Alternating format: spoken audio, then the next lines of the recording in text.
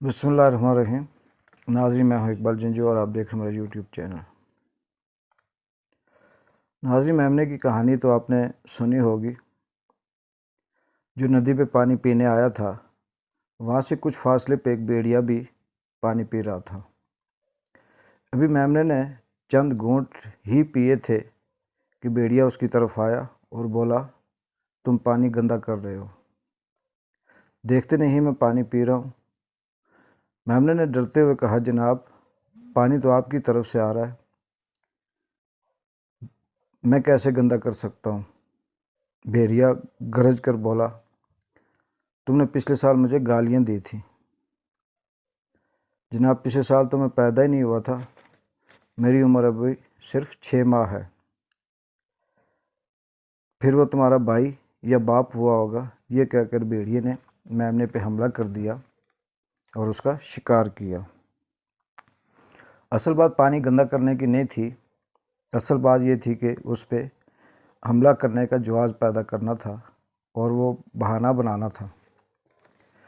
इसको अगर हम आप मौजूदा सियासी जो सूरत हाल चल रही है, इसकी तनाज़र में अगर हम देखें तो इस वक्त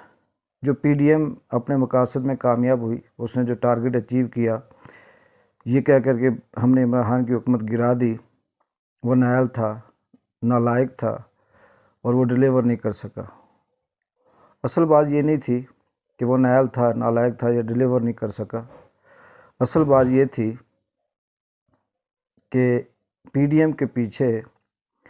इसी तरह एक भेड़िया था, उसका हाथ था, उसका हाथ है और जो अब सामने भी आ चुका है। और उस भेड़िए का हाथ कमज़ोर नहीं है, उसने इतना मजबूत हाथ डाला कि तमाम वकला, अदालतें, मीडिया वाले, PP वाले, नून लीग, जितनी सियासी जमातें थीं, इवन के तहरीक इंसाफ के जो इत्तेहादी थे, सारे इमरान खान के मुखालिफ हो गए। वो इदारे जो मुल्क की सलामती की अलामत होते हैं, वो इदारे जो मुल्क की हुकूमत चलाते हैं, कंट्रोल करते हैं, वो भी इमरान खान के मुखालिफ हो गए। कल तक जिनका बड़ा आपस में इत्तेहाद था और ये कहा जा रहा था कि इनकी आपस में बड़ी अच्छी अंडरस्टैंडिंग है, उन्होंने भी न सिर्फ मुंह मोड़ा बल्कि रात के 12 बजे भी अदालतें लगाना शुरू कर दी और तमाम मुल्क को हाई अलर्ट कर दिया। एयरपोर्ट सील हो गए, कैदियों की वैन पार्लियामेंट में आके खड़ी हो गई और यहाँ तक कि मुल्क बिल्कुल अजीब कश्मकश की सूरत हाल थी कि अभी कुछ एमरजेंसी होने वाला है। ये सारे, इसके अलावा भी इंडिया, अमेरिका, ये भी इमरान खान के ख़िलाफ़ था और अमेरिका की ये तारीख़ है कि वो रिजीम चेंज करता रहा और कर रहा है। और बहुत से ऐसे तरक्की पजीर ममालिक जिन पे अमेरिका का हाथ है, वहाँ पे वो अपनी मर्ज़ी से इसी तरह हुकूमत करता है। असल में अमेरिका को ये गरज नहीं थी कि इमरान खान हुकूमत सही चला रहा है या गलत चला रहा है। उसको उसकी खुददारी, खुद मुख्तारी और बराबरी के नाम पर जो उसने नारा लगाया था, वो उसे पसंद नहीं था। बिल्कुल उसी भेड़िए की तरह रूस जाना, यूरोपीय यूनियन, यूक्रेन की जंग में जो हमायत वाली बात, हमायत ना करना,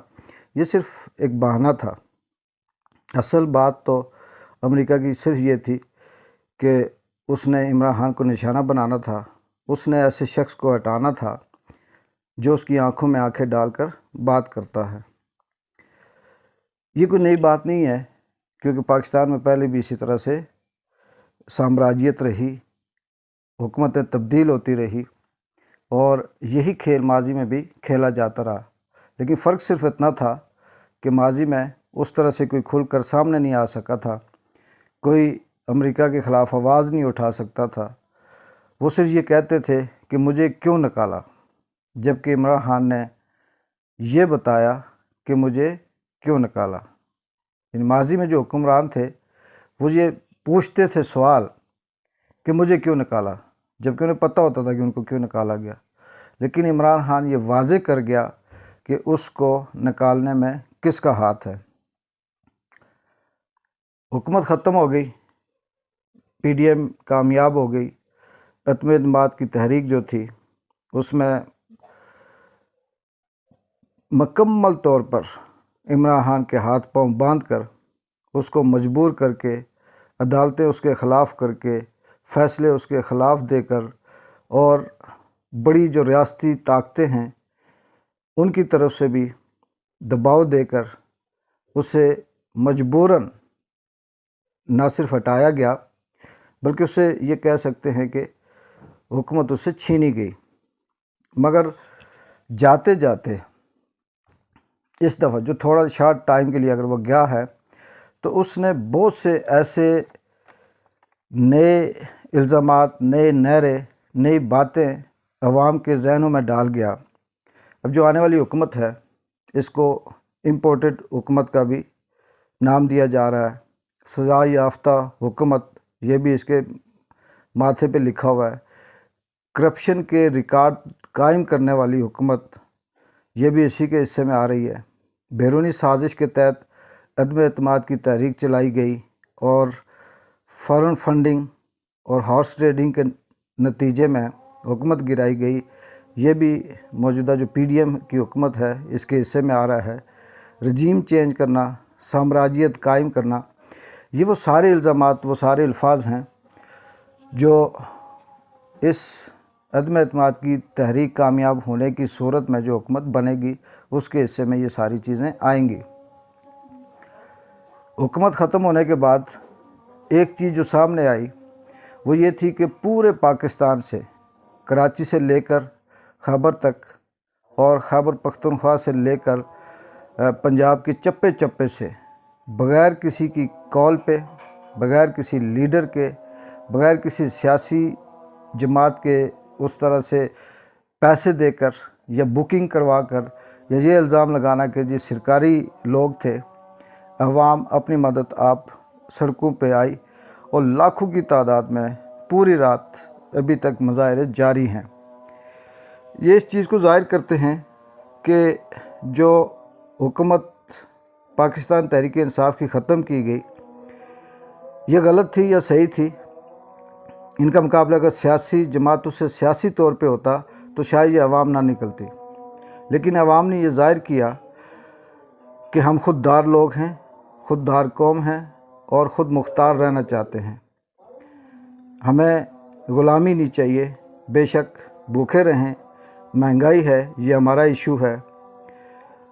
بیڈ گورننس سے یہ ہمارا ایشو ہے، اور